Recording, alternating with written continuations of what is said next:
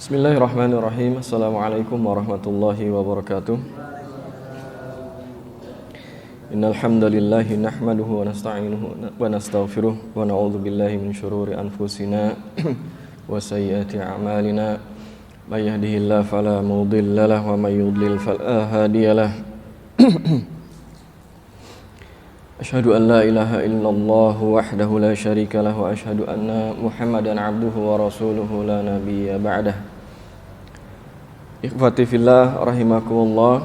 Alhamdulillah hari ini kita bisa kembali melanjutkan kajian kita, dan pada kesempatan kali ini kita akan membahas salah satu tema penting, yaitu tentang kaidah dalam memahami dan mengimani Asmaul Husna. Ikhwafillah rahimakumullah, Asmaul Husna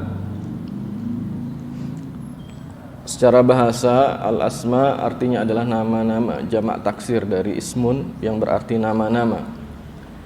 Adapun kata al-husna berarti adalah yang paling bagus dan indah atau yang maha indah. Al-Asmaul Husna atau dengan singkatnya kita sebut Asmaul Husna adalah nama-nama Allah Subhanahu wa taala yang paling indah atau paling baik, di mana kita mengimani bahwa Allah Subhanahu wa taala telah mengabarkan kepada kita Dia memiliki nama-nama yang husna, maha indah lagi baik. Ada 4 ayat di dalam Al-Quranul Karim yang mengabarkan kepada kita bahwa seluruh nama bagi Allah Subhanahu wa taala adalah husna.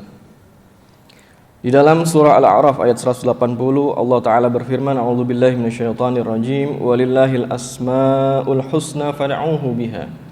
Hanya milik Allah lah asmaul husna, karena itu berdoalah kalian kepadanya.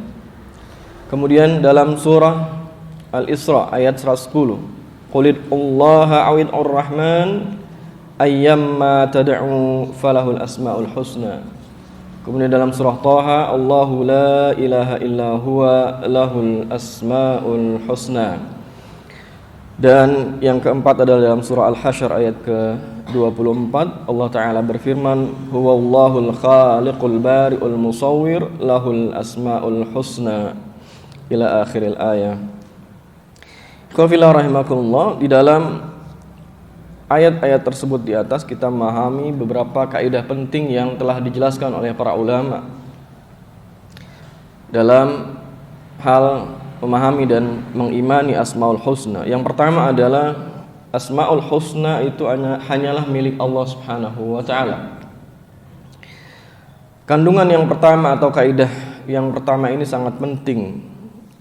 Kita pahami bahwa penetapan Asmaul Husna bersifat tauqifiyah, karena hanya Allah Subhanahu wa taala dialah yang menetapkan nama-nama tersebut untuk dirinya, dan kita mengimani, kita mengetahui Asmaul Husna itu hanya bersumber dari wahyu Allah Subhanahu wa taala, yaitu dari Al-Qur'anul Karim dan apa yang telah dikabarkan oleh Rasulullah sallallahu alaihi wasallam kepada umatnya.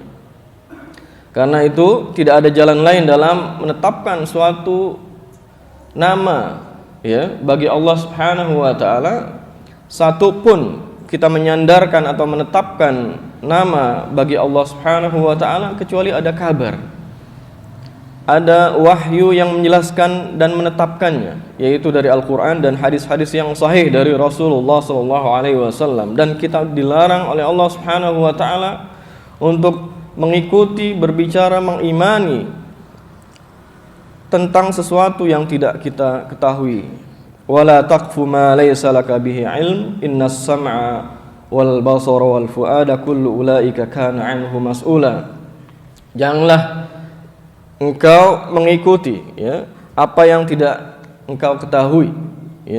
Ini adalah larangan dari Allah Subhanahu wa taala untuk tidak mengada-adakan, menetapkan atau bahkan mengimani sesuatu yang tidak kita ketahui kabar beritanya dari Allah Subhanahu wa taala. Kenapa demikian? Karena sesungguhnya semua jati diri kita, as-sam', pendengaran, al-basar, penglihatan, al-fuad, semua, ya, hati kita, apa yang terlintas dalam pikiran kita, kullu ulaika kana anhu mas'ula, semuanya itu akan dimintai pertanggungjawabannya oleh Allah Subhanahu wa taala.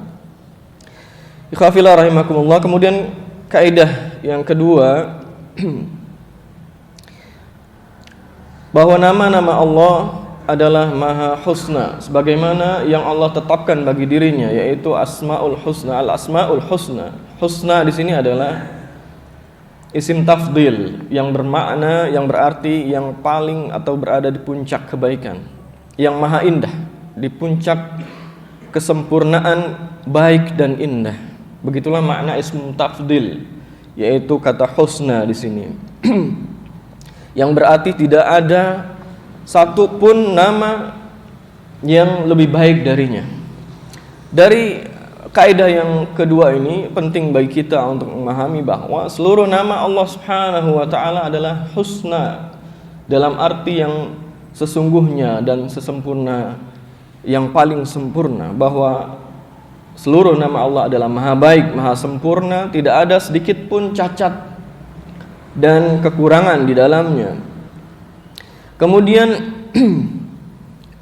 nama-nama Allah yang telah Allah kabarkan dan Rasulnya Shallallahu Alaihi Wasallam sampaikan kepada kita mengandung arti nama-nama, ya, bagi Allah Taala dan sekaligus sifat-sifatnya.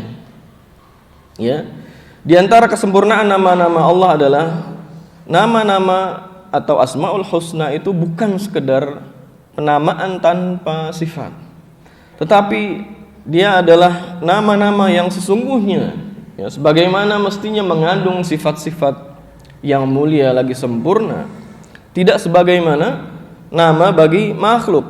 Ketika makhluk memiliki satu nama, boleh jadi, ya, sifat atau keadaannya berbeda dengan apa nama yang disandangnya. Boleh jadi ada seorang yang bernama baik, ya, dengan nama yang indah dan bagus, tetapi jati dirinya tidak menunjukkan nama yang dia sandang. Boleh jadi ada seorang yang memiliki nama terpuji, ya, yang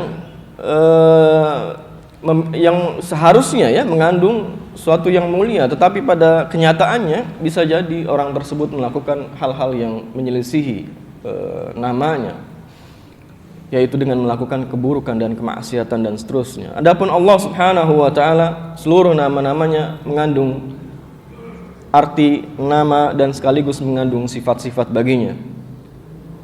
Kemudian ikhwafillah rahimakumullah,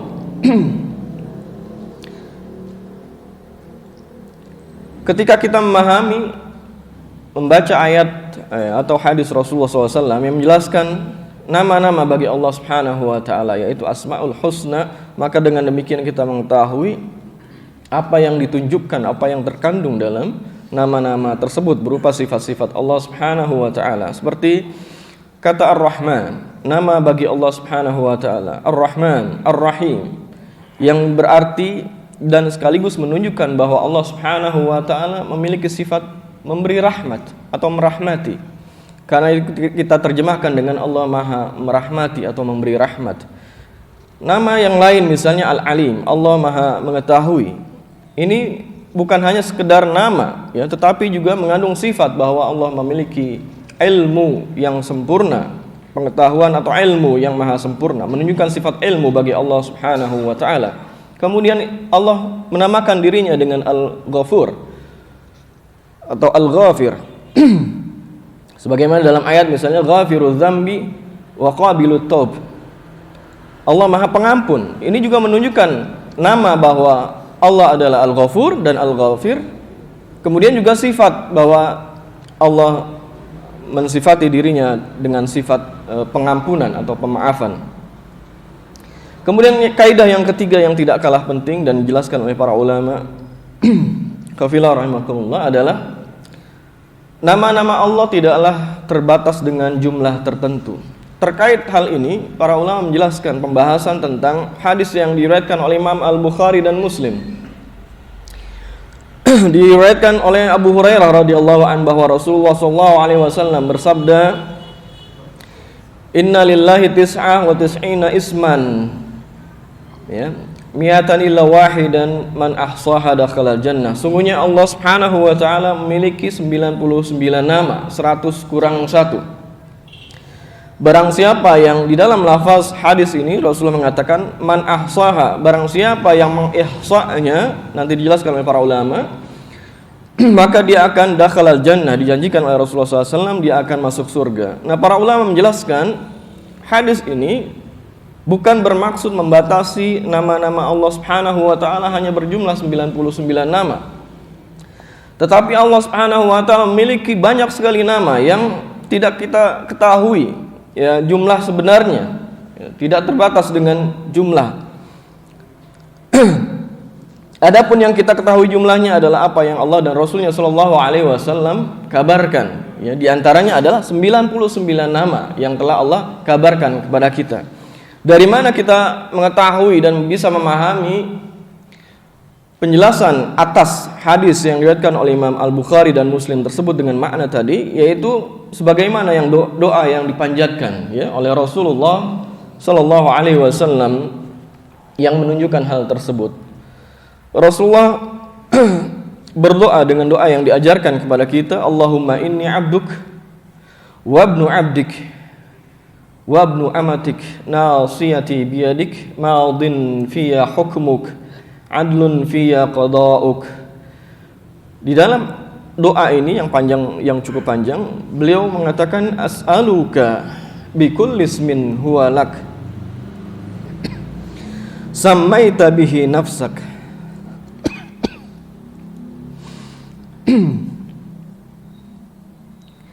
sammaita bihi nafsak aw 'allamtahu ahadan min khalqik aw anzaltahu fi kitabik aw ista'tharta bihi fi 'ilmil ghaibi 'indak taj'alal qur'ana rabi'a qalbi wa nura sadri wa jalaa'a huzni wa dhahaba hammi. Ya Allah, sungguhnya aku adalah hamba-Mu. Ini pengakuan ikrar dari Rasulullah SAW yang beliau ajarkan kepada kita umatnya. Aku adalah anak dari hamba-Mu, anak dari hamba perempuan dan seterusnya. Kemudian dalam ayat ini, di dalam doa yang beliau sallallahu alaihi wasallam panjatkan, beliau menyebutkan aku bermohon kepadamu ya Allah bikulli ismin huwa lak, dengan seluruh nama yang milikmu, dengan seluruh namamu ya Allah, sammaita bihi nafsak, yang engkau namakan dirimu dengan nama itu ya, au 'allamtahu ahadan min khalqik, atau yang engkau ajarkan kepada salah seorang makhlukmu, au 'allamtahu ahadan min khalqik, atau yang dengan nama yang engkau ajarkan kepada salah seorang dari makhlukmu, misalnya pada para nabi dan rasul alaihi wassalatu wassalam, au anzaltahu fi kitabik, atau yang telah engkau turunkan di dalam kitabmu. Melalui wahyu kita mengetahui nama di antara nama-nama Allah Subhanahu wa taala. Dia menamakan dirinya dengan nama-nama itu. Di dalam doa ini yang perlu kita garis bawahi adalah ketika beliau mengatakan awista'tharta bihi fi ilmil ghaibi indak, atau dengan nama-nama yang engkau simpan di dalam ilmu ghaib di sisimu ya Allah.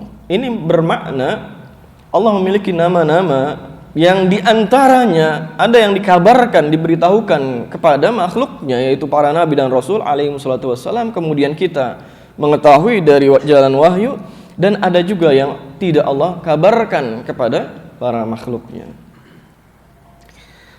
Dan makna dari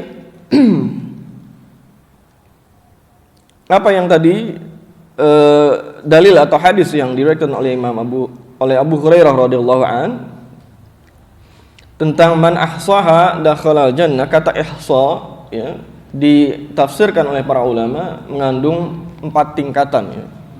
Bermakna mengetahui nama-namanya dengan pengetahuan yang benar, kemudian menghafalnya. Menghafal termasuk adalah bagian kandungan dari kata ihsa. Kemudian memahami makna kandungannya ya. Bukan hanya mengetahui dan menghafal nama atau asmaul husna, tetapi mengetahui kandungan maknanya. Kemudian juga dengan berdoa menyebutnya. Doa-doa yang Banyak sekali telah di antaranya Rasulullah SAW ajarkan, ya Hayyu ya Qayyum bi rahmatika astaghits, misalnya, ya Hayyu ya Qayyum bi rahmatika astaghits aslih li sya'ni kullah wa la takilni ila nafsi tarfata ain. Di dalam doa dan zikir yang Rasulullah SAW banyak ajarkan kepada kita umatnya, beliau banyak menyebutkan ya nama-nama atau asmaul husna bagi Allah Subhanahu wa taala untuk kita sebut ya dalam doa-doa yang kita panjatkan, dalam zikir-zikir yang kita lantunkan, yang kita baca. Demikian 4 kaidah yang telah dijelaskan oleh para ulama ketika kita memahami dan mengimani asmaul husna. Kemudian qafillah rahimakumullah, penting bagi kita untuk senantiasa ya membaca dan memahami kandungan asmaul husna, ya, agar pengenalan kita atau ma'rifah kita kepada Allah Subhanahu wa taala dengan pengenalan atau ma'rifah yang benar, ya. Kita menyembah kepada zat yang kita kenal dari apa yang Allah dan Rasulnya SAW kabarkan kepada kita. Dengan pengenalan atau ma'rifah yang benar itulah ya, seorang hamba bisa melaksanakan ibadah dengan semakin baik atau dengan lebih baik. Misalnya Allah Subhanahu wa taala menamakan dirinya dengan Ar-Rabb, ya, yang berarti Allah Maha memiliki dan mengatur segenap atau seluruh hamba dan urusan hamba. Yang Maha memelihara semua hambanya dengan mengatur dengan aturan yang maha sempurna.